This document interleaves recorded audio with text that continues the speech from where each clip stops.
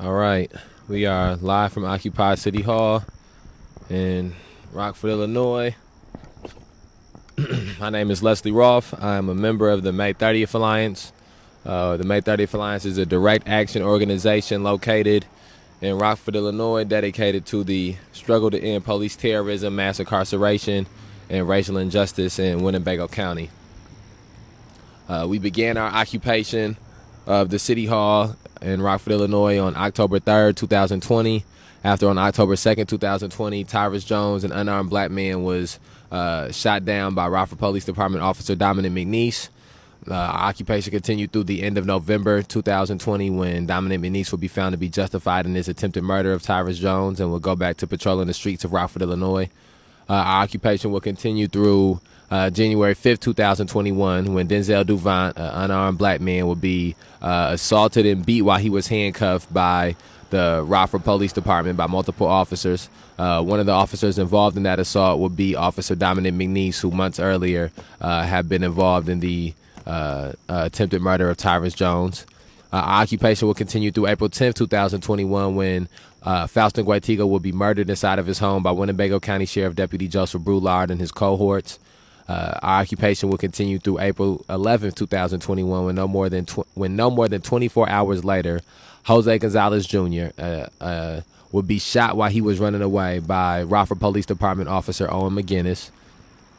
Our occupation will continue through April 25th, 2021, after Raymond Jackson died in the streets of Rockford, Illinois, when the Rockford Police Department went on a high-speed pursuit, and the person that they were chasing crashed their car into Raymond Jackson, causing the death of Raymond Jackson and leading to the critical injuring of the children that were in the car with Raymond Jackson on that day, on April 25th. And so we want to say justice for Tyrus Jones, justice for Faustin Guaitigo, justice for Denzel Duvant, justice for Raymond Jackson, justice for Jose Gonzalez Jr. The findings came out 2 Thursdays ago, about a week and a half ago, that the murder of Faustin Guaitigo was found to be justified, and Officer Joseph Brulard is back to work after murdering Faustin Guaitigo. So we are awaiting for the findings of Jose Gonzalez Jr.'s, the investigation into the shooting of Jose Gonzalez Jr. to come back, and we're waiting for the findings into the high-speed pursuit that led to the death of Raymond Jackson to come back. But we want to advocate for justice for all of these individuals, for all these different people, with the understanding that we can't advocate for justice for one victim of police terrorism without advocating for justice for all victims of police terrorism. And we have the realization that there may be some people who have understanding and empathy when it comes to Jose Gonzalez Jr. or Faustin Guaitigo, but they may not have that understanding and empathy for some of the other cases. And so it becomes our job, at the point in which someone has that understanding and empathy, for us to extrapolate out how each one of these events are directly and indirectly connected to each other, and how all of us as members of this community are directly and indirectly affected by police terrorism, mass incarceration, and racial injustice. Okay, anybody that's watching this, going to ask you just to go ahead and try and share this video for me. I'm still banned on Facebook for about the next 13 days, I believe, so I can't share nothing on my personal page. Probably for the best. Sometimes I need to take steps back from social media, even when they're not self-imposed. But I didn't put a title on this live. We're just going to talk about a few different things tonight. Trying to get back in the groove of doing these regularly. Trying to get back in the groove of doing these regularly, which I feel like I'm saying every week and a half or so. But had court this morning. I thought that I was probably going to get remanded into custody. I did not get remanded into custody, which, I don't know, I've come to a place where whenever I have court, I'm just prepared to go to jail. But what I do want to, since I did not go to jail, and I have court again Friday, that the case may be where I could go to jail again on Friday at court. But right now we're not there, so we cross that bridge when we come to it. This is a probable cause statement that I have in front of me. Probable cause statement from my most recent arrest, which took place on August 13th, 2021. This was the 815 day weekend, before the 815 day weekend kicked off. For those who have been keeping up with these things or who may be abreast to all of the stuff going on this day, two people, we have been regularly putting chalk downtown in different areas to bring awareness to police terrorism, mass incarceration, and racial injustice. Every person who picks up a piece of chalk finds the way that is most comforting to them or most suitable to them to bring awareness to this issue and to speak on this issue. On this day, specifically on August 13th, I had went to the memorials that we have down here at Say Their Name Square, and I went and I would write the names of the person who had been murdered, justice for this person, rest in power to this person. I would write a fuck the police, whichever police department or law enforcement department, let these go by, was responsible for the murder. I would write that down there too. Ku Klux RPD equals KKK, or Winnebago County Sheriff Deputies equals KKK, and things of that nature. So those were the things that were written down on the sidewalk. This is something that we have been doing for months. Regularly, we have seen white vigilantes, as we call them, people who do not either work for the city or work for the police department, who have come with water. One guy came with a cooler with water and dumped it on the chalk to try to wash it away. Another man came with gallons of water and a big push broom and tried to wash it away. And on August 13th, Kyle and Marge Bevers, people who own the building that the subway is in downtown, would come to Say Their Name Square. They would come with a truck. They would come with a van that they drove or something like that, but it would have an attachment on the back that would have about 9 or 10 gallons of water on it, and they would have a pressure washer that they would bring with them as well. And they would go around washing away the names of people who have been killed and the messages that have been written in chalk. But what I want to do here, and this video is online for people to see. If anybody wants to go back and watch this video, you can find it in our video files from a couple weeks ago. I want to read the probable cause statement that was written by Officer Matthew Williams. Now, I've had multiple interactions with Matthew Williams. He's a racist. He's power hungry. A lot of these police officers are real power hungry. Like, whenever something's not going the way that they want it to go, they feel like the city is their house and they can tell people what to do whenever, and people have to abide by it because they're police officers. And usually they're telling this to people of color because those are the people that they interact with the most, and those are the people that the institution of policing tells them that they have complete authority over. Matthew Williams had came earlier this morning, and I was listening to music. He wanted me to turn the music volume down. I told him that I didn't have to turn the music down, that I wasn't breaking any laws. He said that I was. I told him do what he had. If I was breaking any laws, and he could do what he had to do about it. I knew that the music wasn't breaking in any contradiction of any law. No one had called and complained about the music. The only true issue with the music at that moment was that Matthew Williams didn't want to hear the music.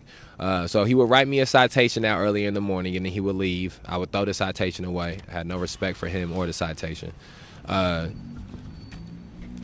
he would be the officer who would come back to City Hall later on in the day. He'd be the officer who would fill out this probable cause statement. So I'm going to go through and read some of this probable cause statement and interject at the moments that I feel are appropriate to be interjected at. 2 counts of disorderly conduct. On August 13th, 2000, and this is written out by Matthew Williams as well, just to make sure we're on the same page.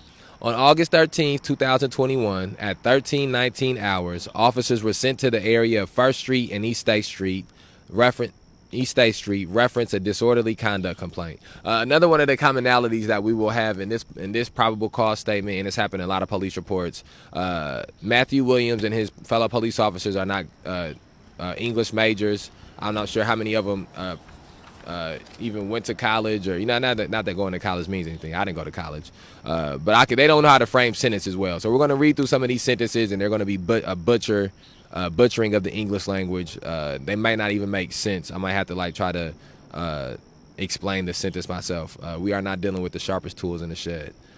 Okay, let's try this again. On August 13th, 2021, at 13:19 hours, officers were sent to the area of First Street and East State Street, reference a disorderly conduct complaint. I think that's supposed to be to reference or in reference to a disorderly conduct complaint. The complainant advised there was a black male harassing an older white couple whom were power washing the street. While I was attempting to speak to the older couple, Kyle and Marge Bevers, there was a black male, Leslie Roth, whom approached my location. He was yelling at me and shoving a camera in my face. Okay, now let's do this. Let's have this conversation as well. And we have these videos everywhere, so people can see these videos. Nobody shoved a camera into Matthew Williams' face. There's never been a single cop that would allow you to even get close enough to their proximity to shove a camera in their face. The reason that he is writing shoving a camera in my face is to try to make it seem as if him being filmed was something that he was threatened by, or him being filmed was some form of harassment. The camera was not shoved in his face. He was just being filmed. And again, this has been a regularity with racist cops like Matthew Williams, with racist people like Kyle and Marge Bevers, where as they are enacting on acts of acts of racist microaggressions, they want you to lay down while it happens. They don't want you to do anything about it. Just stay in your place, nigga, while we power wash the chalk, or stay in your place, nigga, while I talk to these white people about what somebody called the police for. And the moment that you do anything that is against that, somehow you are a criminal, or they have to find a way to criminalize your actions. And so that is what's happening here. Matthew Williams, a racist, probably like 300-pound white man, who walks around with a gun and a taser and a badge and can do whatever he wants, is trying to frame in some sort of manner to make it seem as if he was threatened or he was in danger because of a camera, because of a cell phone. He's trying to make it seem as if his personal space had been violated while being filmed. None of these things are true. So let's continue. And again, I have the right to yell at police officers. You can yell at police officers. This idea that there's a decibel limit to where you can talk to police officers or to anybody is erroneous. And then again, the only reason that these police officers and these institutions can even try to justify some of this rhetoric is because of how many people would not raise their voice when a police officer is around, or would not film a police officer, and how many people just want to just do whatever they can to make sure that they can get home safe, but do whatever they can to make sure that they don't have to have any type of long-lasting repercussions from their interactions with police officers. And these are all intimidation tactics and fear tactics that have been implemented for generations upon generations. And so, just again, this sentence here, he was yelling at me and shoving a camera in my face. That sounds like something that a Hollywood actress would say as they're on a couch with Oprah talking about why they had a mental breakdown. This is what this police officer is trying to use to justify a false arrest. I advised Leslie several times to back up and stay away. I also told him to stop yelling so I could speak with the older couple. Leslie continued to yell racist comments toward the elderly couple and myself. And so here we go again with Matt. All right. And then this is a commonality that we've dealt with white people here too. And again, a lot of this goes, these are two things.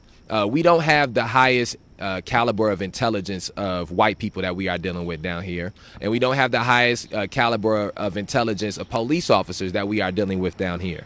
And so one of the things that has happened regularly is that you get an ignorant white person or ignorant police officer that comes down here, and they think that they call us racist or call me racist. I don't have the power to be racist. Racism is about power. Racism is about distribution of power. We are not talking about individual racism. I have no desire to know Kyle Bevers individually, or Marge Bevers individually, or Matthew Williams individually.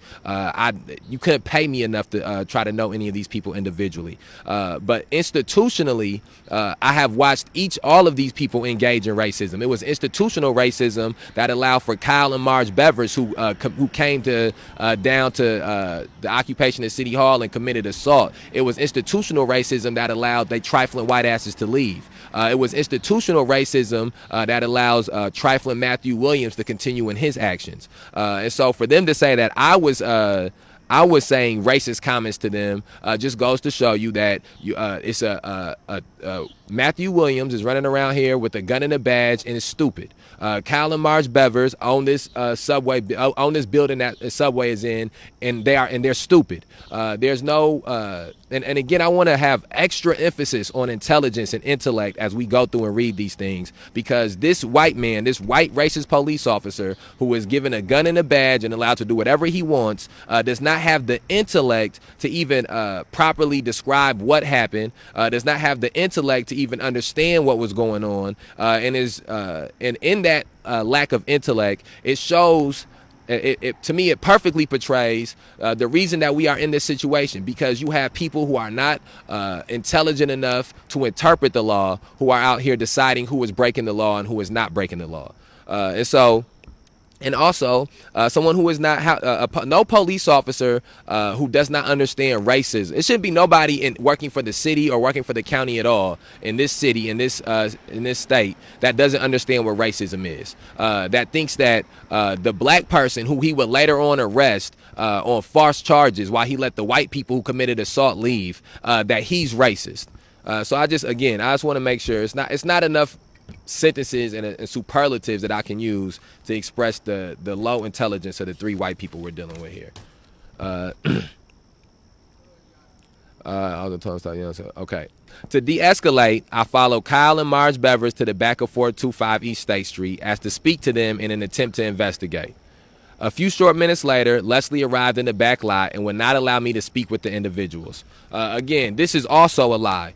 This police officer, nobody was stopping this police officers from speaking to these individuals. Not only that, but I have everything that happened with me filming them is things that we have done regularly and repeatedly, time and again, time over and over again. After he would arrest me for obstruction, saying that I was hindering his investigation, 3 more people would come with cameras and be filming. None of those people would be arrested or charged with obstruction. All 3 of those people would come and be just as loud as I was. But again, it had nothing to do with me stopping his investigation or halting his investigation. What it had to do with is that Matthew Williams is a piece of shit racist cop, and he was upset that he couldn't implement his piece of shit racist cop ideology earlier in the day to arrest me for playing music. And so when he had an opportunity later on in the day to make an arrest, he jumped at that. And that is how this obstruction charge came about.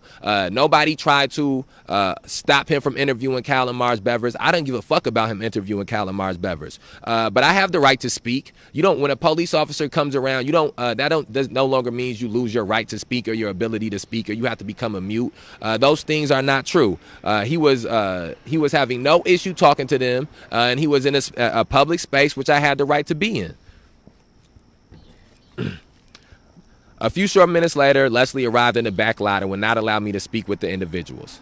At this time, not even that, there's multiple police officers were there. So if he wanted to just stay there and speak to them, those police officers, I had already moved from I was already in the process of moving around because these police officers were basically chasing me while I was filming. So it was not as if he was back there by himself and he had no assistance or no help. There was other officers there that were on the scene. When I was arrested, 3 officers surrounded me to arrest me. And again, after I was arrested for what he says was filming and not allowing him to speak to Kyle and Marge Bevers, 3 more people would come and film and speak at the same decibel that I was speaking at. None of them would be arrested. At this time, I advised Leslie of the arrest for obstruction. His handcuffs were checked for fit and double locked.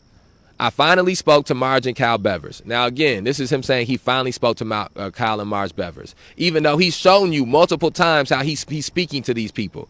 He spoke to them at the front of City Hall. He spoke with them at the back of City Hall, but he's trying to frame this as if it wasn't until I was handcuffed that he was able to speak to Kyle and Marge Bevers, which is false.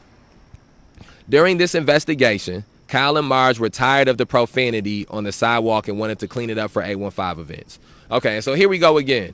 2 different things, but here we go again with Matthew Williams, a stupid-ass cop, who I don't know if maybe he looked up somebody else's papers in English and that's how he passed English or grammar or however it is, or I don't know if maybe he was on a football team and so he's on a football team and they just made sure to pass all these classes for him. But we get to another sentence which makes no sense at all.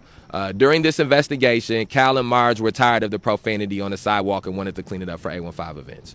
Again, people who cannot make complete sentences should not be allowed to have a gun. If you cannot write out a complete sentence, if you do not understand what things you need to be inside of a complete sentence, you shouldn't have a gun. If you can't write up a police report that can be legibly read through without having to interpret it yourself what happened, you shouldn't have a gun. You shouldn't be in a position to write a police report out.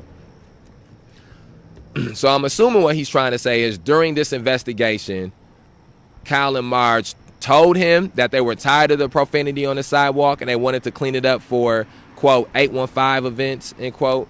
While they were power washing the sidewalk, Leslie approached them and started yelling profanity, calling them racist and standing in the way. Again, I just want to, point this out. Kyle and Marge Bevers are racist, piece of shit white people who they were not hired to do a job. They do not work for the city. They came of their own volition to wash away the chalk. So I was not, nobody can be standing in their way. Standing in their way implies that these people are doing something that, and of course they have the right. Nobody was saying that they didn't have the right to wash away the chalk. Nobody was trying to stop them from washing away the chalk. I was filming to make sure people could see who it was that was washing away the chalk and to make sure that the videos of them washing away the chalk were there. But to put in this into this probable cause statement, this horribly written probable cause statement, that I was standing in the way, again implies that I was stopping them from doing something that they have been that the city had paid them to do, or that they were doing some type of job or some type of duty that they were doing. This was something that they was doing of their own will. Everybody could. You can't stand in the way of somebody who is doing something because they want to be doing it. When they come and tear down the memorials, if somebody was to stand in front of the memorial and not allow them to cut the memorial down, maybe that could be a way you could say standing in the way. If these police officers were trying to, if the city was trying to wash this stuff away and somebody was standing, maybe then you could make that argument. But there's no standing in the way of these racist ass white people who come in to do this of their own volition. But again, this is all to phrase it in a way in which people who are ignorant will think that that some type of in some form or manner I was stopping them from doing something that they had a job that they were required to do or that they had to do. And so at one point, and let's keep reading this. At one point, and I hope Matthew Williams' trifling ass watching this too. Hit a treadmill. At one point, Leslie got sprayed with water, in which he walked to the coil hose and stood on it. Kyle thought the hose would get damaged as it was in a coil, and he was standing on most of the hose. Now think about this. I don't know how many people have ever seen any type of hose. It's no way for a human to stand on most of a water hose, even if it's a garden hose in your house. Go in the back of your house and you pull out your garden hose as far as you can. And I want you to tell me if when you stand on it, if you can stand on most of the hose. A hose is about 6 feet tall. I don't know with my wingspan. I don't know if wingspan is the proper terminology. But with my feet spread across, I can't stand 6 feet wide.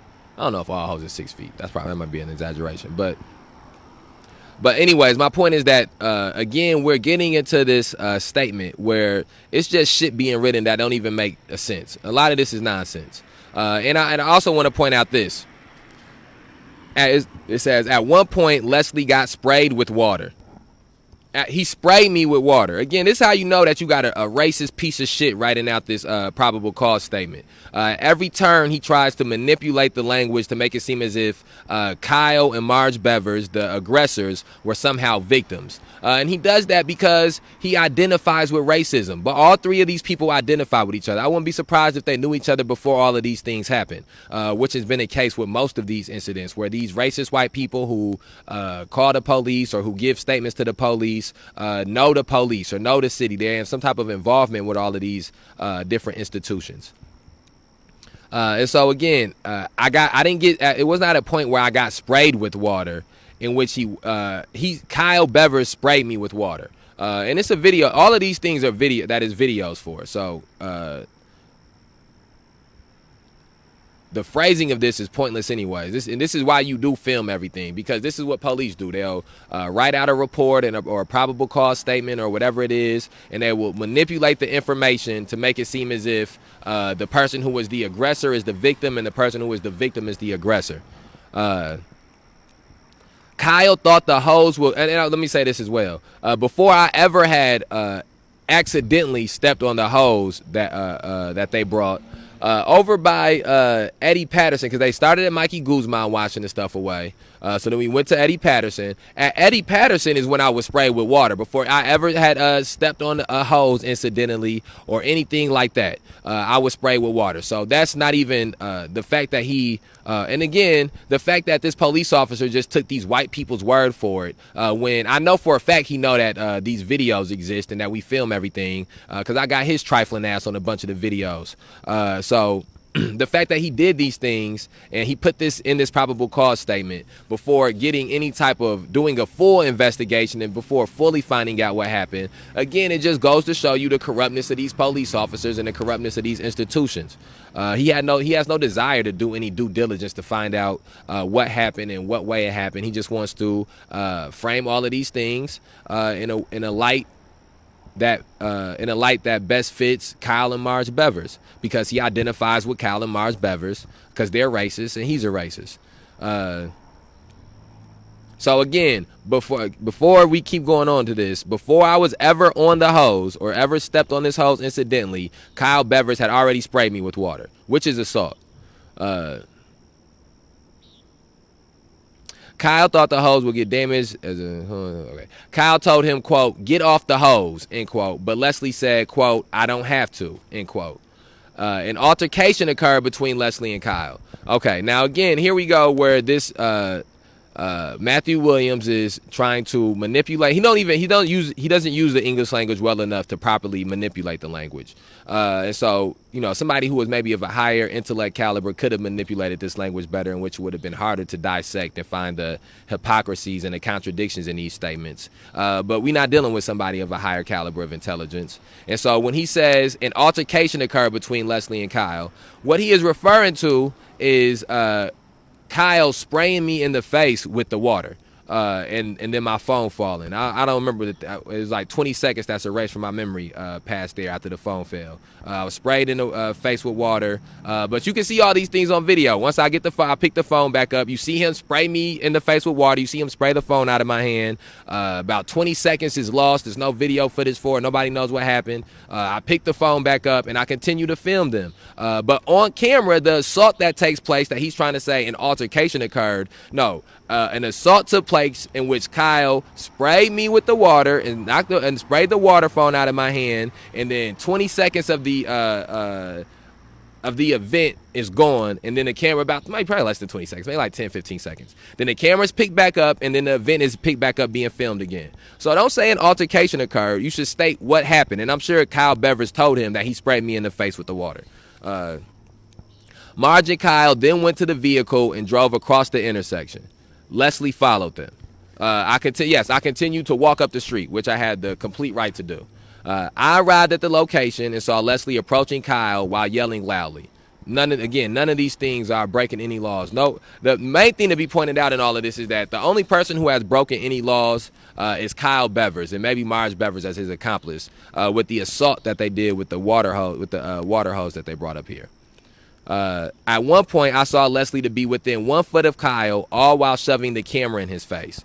Again, we get to this place where, and this is probably one of the craziest police reports or probable cause statements I've seen. You continue to have this racist piece of shit cop, Matthew Williams, try to criminalize filming somebody washing away chalk, and shoving the camera in his face. He's trying to use any superlatives or any language he can to make it seem as if danger. He's trying to find that. That's why he's using the word shove and in his face. That's not what was happening. All right. That's not what was happening. He was being filmed, and I'm sure that if he knew where to find us to get where this chalk was written at, and he knew he had been tired or he wanted to clean it up for the 815 day events, whatever the bullshit that they were saying, they knew that anytime people had come down here, we filmed them. And that has never stopped since the beginning, since the first time Kyle Saunders washed away the chalk, and it never will stop. As long as somebody comes down here and does something, they should be filmed doing it. Everybody should see their face. Everybody should know their name. I hope Kyle and Marge Bevers got grandkids who go to school around here who had to see videos of their grandparents being racist pieces of shit washing away chalk. I hope the same thing for Matthew Williams. All of these people. I hope all of their kids, their grandkids, their great grandkids, their nieces, their nephews, brothers, sisters, uncles, aunts, neighbors. I want them all to see these things and not just see them right now and hear about them right now, but in a year from now, and 2 years from now, and 5 years from now, and 10 years from now. When Kyle and Marge Bevers is dead and in the ground, I want their family members and the people that they love to know that this is what they represented while they was alive and on earth. Because that's the only way to get to having less Kyle and Marge Bevers. Same thing from the racist piece of shit cop Matthew Williams. I want when he's dead and in the ground, I want the people who are descendants of him to know what he represented. The same way that Bull Connor's descendants know what he represented, and Ulysses S. Grant's descendants know what they represented. I think I'm Robert E. Lee. I'm thinking Robert E. Lee. But they both was racist, so all of them. They should know what these people represented. It should not be just faded away in time or faded away with history. And so you damn right I film these people doing this. And I have the right to film these people doing these things. Let's see. And then at the very bottom of this, he wrote, Kyle and Marge were both alarmed and disturbed by Leslie's actions. And so this is his probable cause statement to try to get that he used for disorderly conduct. And that's why at the end he put Kyle and Marge were both alarmed and disturbed by Leslie's actions. Now, I wonder if people who are alarmed by something continue to do it. If you were alarmed by and disturbed by a thing that happened, I doubt that if they were alarmed and disturbed by my actions when they washed away Eddie Patterson, then what would be the reason for them to go to Mikey or to go at Mikey Guzman? What would be the reason to go to Eddie Patterson? And then the reason to go from Eddie Patterson to Joseph McCormick. Then they went from Joseph McCormick to Lil Mike Sago. Then they went from Lil Mike Sago to the chalk that was up here. Then they went to the back and washed away the chalk that was in the back. So at what point of this did they become alarmed and disturbed? Because I don't think that people who are alarmed and disturbed stay at the place of their alarming or their disturbance. If something was to happen right here that alarmed and disturbed me, I would leave. I would move. I would not continue being in the place that I was in. And again, it should be pointed out that these people came to a public space, to a public area of their own volition. This was not at their home or at their place of work or any of those different things that people may try to use as quantifiers to justify them staying here or them staying in the area. Kyle and Marge were not alarmed and disturbed. Kyle and Marge were smiling and laughing while they were talking to Matthew Williams and writing down these things. And all of this is on video. That's the other part about this too, is that all of these things, all of these reactions are on video. So it's going to be real interesting to see how they can justify being alarmed and disturbed in the courtroom with jurors as videos are being played of them smiling and laughing and kicking it with the police officers. And so that's the probable cause statement. Let me see something. Here, this is one of the criminal complaints. Let me read this one. In the name and by the authority of the people of the state of one of the criminal complaints. In the name and by the authority of the people of the state of Illinois, Williams Matthew hereinafter called the complainant on oath charges that on or about January 1st. Now that's another thing too. Again, we just dealing with a lot of incompetent ass white people. I don't know if somebody gonna have to go over the proper way to fill out paperwork. But in here, They got the wrong middle initial, Leslie L. Roth, wrong middle initial, white incompetence. And then they also got the wrong date. Both of these dates say January 1st. January 1st 1 in the county of Winnebago County. Again, I don't know how you give a gun to somebody who cannot properly complete paperwork, somebody who cannot properly get the right date or get the right name, get the right middle initial. When these is all things that you're looking at, I would assume that he got a phone that say the date. I would assume that he pulled up the court documents. Because they both got the wrong middle initial? They both got the wrong middle initial. Matthew Williams is just incompetent. I think that's why he at City Hall so often, because they don't let him do many other things. But anyways, let's keep reading through this. That on or about January 1st in the county of Winnebago, state of Illinois, Rolf Leslie L. committed the offense of disorderly conduct, and that said defendant knowingly acted in such an unreasonable manner as to approaching them in a threatening manner. Now again, the reason that he uses this type of language, or that he uses this statement, is to try to make it seem as if these people were in danger, because that is really what the disorderly conduct is supposed to be for. When they say that to disturb the peace or alarm people, that is alluding to that it will be some type of danger. One of the other people who I was in court with today, who had the same charge, he had disorderly conduct charge. He told somebody he was gonna fucking murder them. He was gonna murder them in their sleep. That was the statement that they read specifically. So me and this person who threatened to murder somebody have the same charge. And here he's saying what I said to them was I yelled profanity and called them racist. And so I got the same charge as somebody who threatened to murder someone in their sleep. And then again, the approaching them in a threatening manner. Kyle and Marge Bevers was not in no fear or no worry about being harmed or being in danger. They came here. They understood exactly what they was coming here to do. They came here to try to make their racist white political statement. And so, this is just a falsehood, approaching them in a threatening manner. The only person who did anything threatening that day was Kyle Bevers, calling them racist while shoving a phone in their face. Again, I have every right to film anybody doing anything. As long I'm not in somebody's house. I'm not filming somebody's children or something like that. These are people who are coming here and engaging in specific actions for specific reasons, and they should be filmed. It should be